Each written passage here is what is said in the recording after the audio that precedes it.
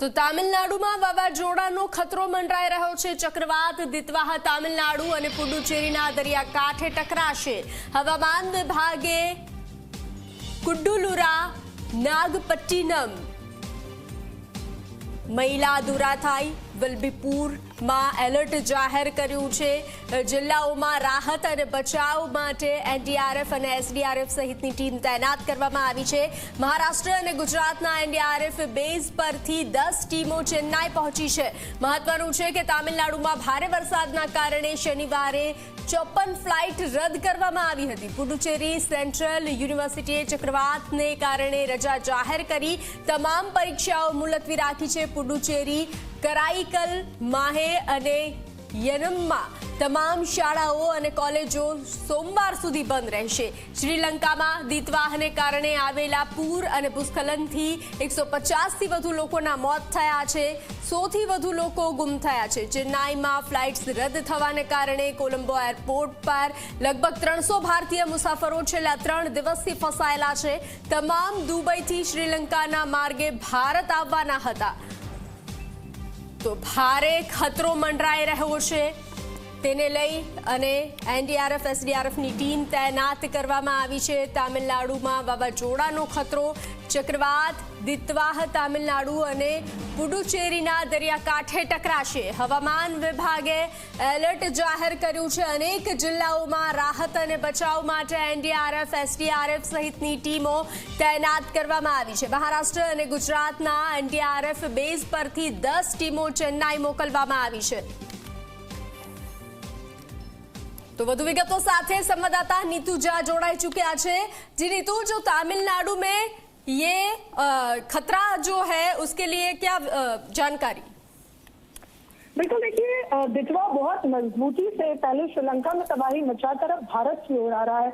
पूरा दक्षिण भारत इस वक्त अलर्ट मोड पर है। इसके साथ ही कई राज्यों में दित्वा के एक्टिव होने से बारिश होने की जो संभावना है वो भी काफी बढ़ जाती है। अभी अगर आप मौसम विभाग ने जो तुरंत प्रेडिक्शन की है उसकी माने तो ये 130 किलोमीटर की रफ्तार से साउथ ईस्ट पुडुचेरी की ओर बढ़ रहा है और 170 किलोमीटर नॉर्थ ईस्ट जाफना यानी श्रीलंका की ओर मौजूद है। और सबसे बड़ी बात, 220 किलोमीटर प्रति घंटे की रफ्तार से ये चेन्नई की ओर बढ़ रहा है। ये बताया जा रहा था कि आज 30 तारीख यानी 30 नवंबर को ये पुडुचेरी और चेन्नई को टच करने वाला है। लेकिन इससे पहले राहत भरी खबर फिलहाल मौसम विभाग की तरफ से ये आ रही है कि दित्वा का असर जब पुडुचेरी और चेन्नई तक आएगा तब थोड़ा कम देखने को मिल सकता है। मछुआरों को पहले से ही रेड अलर्ट दे दिया गया है कि अभी कोई भी समुद्र किनारे नहीं जाएगा। इसके अलावा रेल ने भी अपनी तैयारी पूरी कर ली है। लगातार अलग अलग जो दक्षिण भारत के डिवीजन जोन है और जो ट्रेनें जाती है दक्षिण भारत की ओर, उनको लेकर अलर्ट जारी किया गया है। कई विमानों पर इसका असर पड़ा है, कई विमानों के रूट जो है वो डाइवर्ट किए गए हैं।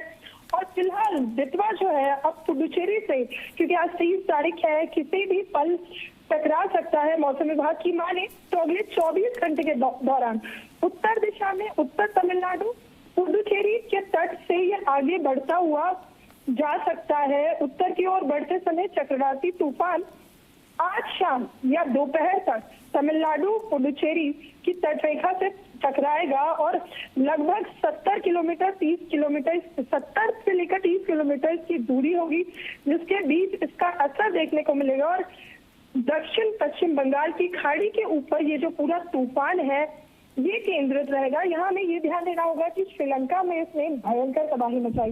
150 लोगों की जान जाने की खबरें जो है अब तक सामने आई है, लेकिन भारत आते आते गनीमत ये रही कि इसका जो असर है वो थोड़ा सा कम हो गया है। और यहाँ पर प्रशासन पहले से ही अलर्ट मोड पे है। एनडीआरएफ की टीमों को तैनात कर दिया गया है। लगातार सरकार भी एक्टिवली इसको लेकर काम कर रही है और कोशिश ये की जा रही है कि दित्वा का असर भारत में, अगर दित्वा पुडुचेरी के तटों पर आता भी है तो जो चक्रवात है उसका वो भयंकर असर देखने को ना मिले, जो असर इसका अभी श्रीलंका में देखने को मिला है। क्योंकि श्रीलंका में तो देखिए तबाही का मंजर साफ तौर पर देखने को मिल रहा है।